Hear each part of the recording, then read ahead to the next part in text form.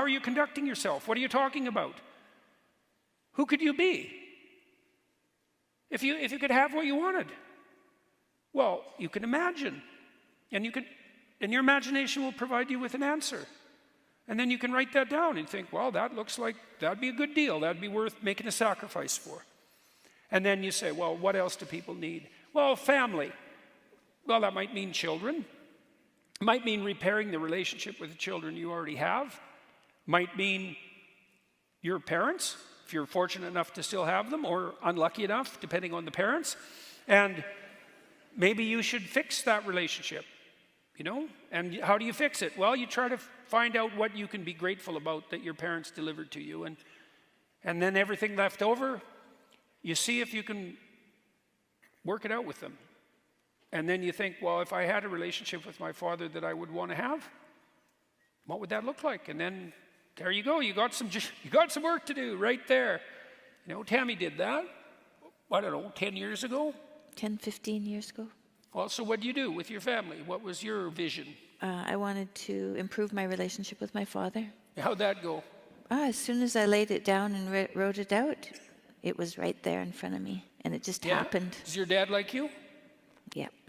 Right.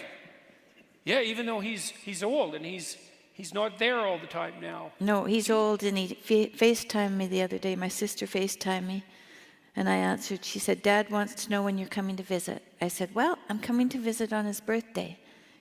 So my sister said, do you want anything else, Dad? Nope, that's good. Yeah. Yeah, and that's good. He's thrilled to see you. Yeah, it's good. And he trusts you. Mm-hmm. And that wasn't always the case. Well, it was more, I didn't trust him. That too. Yeah. Yeah. Yeah. Right. And your sisters? They're good. I don't say anything to them. I just listen. It works really well. Yeah. Right, because you used to fight when you talked. Well, I'd say what I thought. That never went very well. Right. So you just shut up. Yeah. Then they started talking to you. Then one of them told me that I'd never done anything myself, that my parents had given me everything, that I'd been spoiled and didn't go out on my own. And I just let her talk. And I thought, I don't know who she's talking to, but let her talk. And at the end of that, she said, you know, Tam, you're a really good mom. I said, thanks, Barb. And then she got along with you for about like 2 years. Yeah. And then she did it again once. Once. But less so. Yeah. And, you know, she laid out this whole story about who Tammy was that was so preposterous that it wasn't even insulting because it had, like, nothing to do with Tammy as far as we could tell. And it was so interesting watching her do that because you could see that as she said it, she'd conjured up this story when she was, like, 14. And this is, like 30 years later.